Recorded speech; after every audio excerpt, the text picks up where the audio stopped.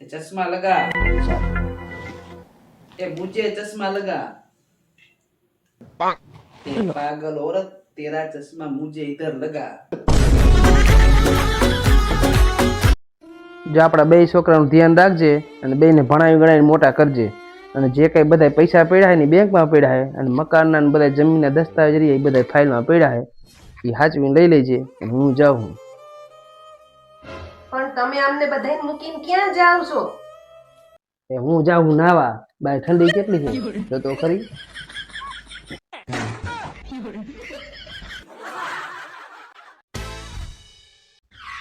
જો ને એટલે મેં આ વાત કહી ને એ મેં હજી કોઈને કીધી નથી એટલે આપણા બે વચ્ચે જ વાત રહેવી જોઈએ, કોઈને કહેતી નહીં. જો મને ખબર પડી તો પછી હું કોઈ તને કઈ વાત નહીં કરું ને પેટમાં વાત રાખજે પાછી હો ને.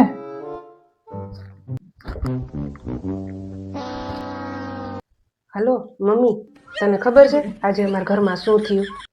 ભરતે મને જ કીધું, તું પાછી કોઈને કહેતી નહીં.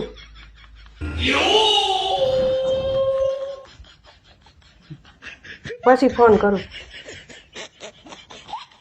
ના બસ બસ બધું ફસી જાય, પેટમાં કાંઈ વાત તો રહેતી નથી. આહા બાય ઠંડી તો જો. એ 15 દી થી નાયા નથી. હવે નાવા જવાનું છે કે દિવસ પેપરમાં સાઈન કરવાની છે? છૂટાછેડાના કાગળિયા લાવી, હા. બોલપેન થી જા બોલપેન લેતી આ. નાવા કરતા સહી કરી હારી. હાલ નહીં લે, મારે ઓફિસે મોડું થાય હું જાઉં. એ ઉભા રહ્યો તમે ટિફિન લેતા જાઓ, મારું ઉઠવાનું થોડું મોડું થઈ ગયું. વાહ, તોય તે મારું ટિફિન બનાવ્યું? હા. શું બનાવ્યું તે? તમારું ફેવરિટ અથાણું નાખ્યું છે. અને બીજું ચાંદ થેપલા બહારથી લઈ લેજો. ये भगवान क्या जुल्म है.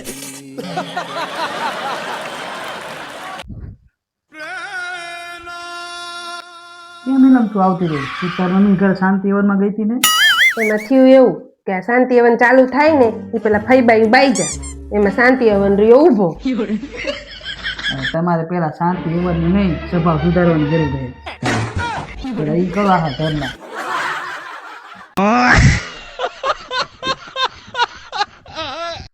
હે ભરત, તમને ખબર છે મા બાપના કરેલા કર્મોનું ફળ એના સંતાનો નહીં પણ ભોગવવું પડે. હા ખબર છે ને, અને ક્યારેક ક્યારેક જમાયું એ પણ ભોગવવું પડે. એટલે તમે કેવા શું માગો? આ ભોગવું જ છું ને હું હજી.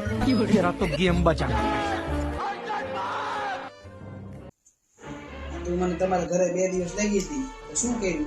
લ્યો જમાય, આ ગેસ નો ચૂલો બગડી ગયો તો રિપેર કરી દો. આ મારી ઇસ્ત્રી બગડી ગઈ છે તો રિપેર કરી દો. આ પંખો બગડી ગયો રિપેર કરી દો.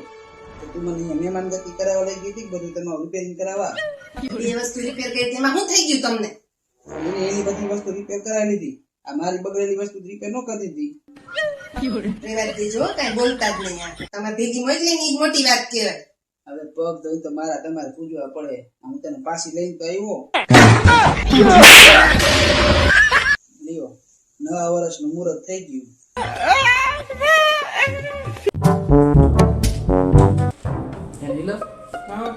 આપણા લગ્ન પેલા તમારો ધંધો શું હતો?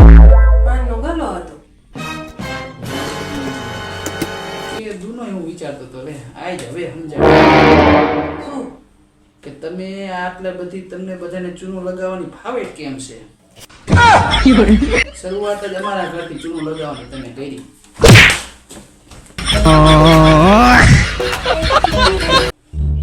નેલા, તમને ખબર હે હું આગળ કેમ ન ભણી? મને થોડી ખબર હોય તું આગળ કેમ ન ભણી.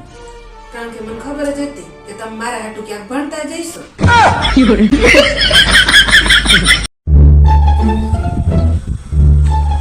કેમ ઉદાસ બેઠા હો ભાઈ? ઉદાસ જ બેહે ને. આ ઘરવાળી 1 મહિનાના બોલા લીધા. સારું કહેવાય ને, રાજી થવા. રાજી થવાનું. આ છેલ્લો દી મહિનો પૂરો થાય. એ નીલમ, તું કાયમ બાજુવારે કરસ ને, અત્યારે એક વાત જાણી નહીં હોય ની. શું વળી? ઈ જે આશાબેન રહ્યા ને એને ભરતભાઈ દઈ દીધા છૂટા છેડા.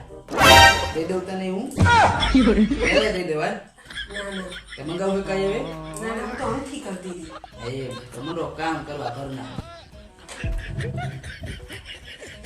લે બેટા તું અહીંયા છી લે બેટા તું અહીંયા છી અલી ગાંડી થઈ ગઈ હો હું આ પાણીમાં કેમ પૈસા નાખે હો તમે કાલ નહોતા કહેતા કે શેર બજારમાં મારા પૈસા ડૂબી ગયા તો હું એને તરતા શીખવાડું છું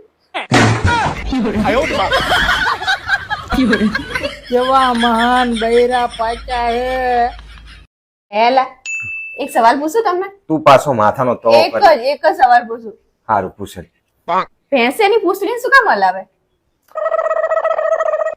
કારણ કે પૂંછડી ભેંસને ના લઈએ કે ને એટલે એમ તે સવાલ પૂછ કરે એમ માથાનો તો કરવા મેં તો કેટલા વ્રત કર્યા તોય તમે મને ભટકાણા આ જયા પાર્વતી નું વ્રત કર્યું મોળાકત કર્યા તોય તમે ભટકાણા મને આ તે એમાં મારો હું વાંક જો અમારે આવા કઈક વરત આવતા હોત ને હું તો 12 માસ વરત કરે કઈક સારું તો ભટકાત ભટકાણું મોટું ડમ્ફર જેવું મર્સિડીઝ ના સપના જોયા હતા BMW ના વિચારો હું ના હોત તમારી જિંદગીમાં તો તમારું માથું કોણ દાબી દે અરે તું ના હોત તો માથું દુખાતાય નહીં ને હે ભગવાન મને લાગે હું તમને મારો જીવ આપી દઈશ ને તોય તમે ખુશ નહીં થાવ અરે એવું કઈ નહીં એકવાર તું ટ્રાય તો કર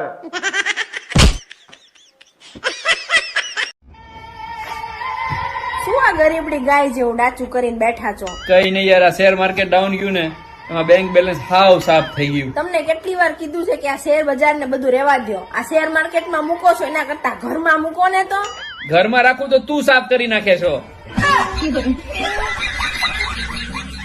બહુ સારું હવે આટલું બધું નુકસાન ગયું હવે તો મોબાઈલ મૂકો આખો દી મોબાઈલમાં શેર બજાર આખું ખરાબ થઈ જશે તમારી તો હું શું કરું આ મારી સામું જો તો અમારું મગજ એ ખરાબ થઈ જાય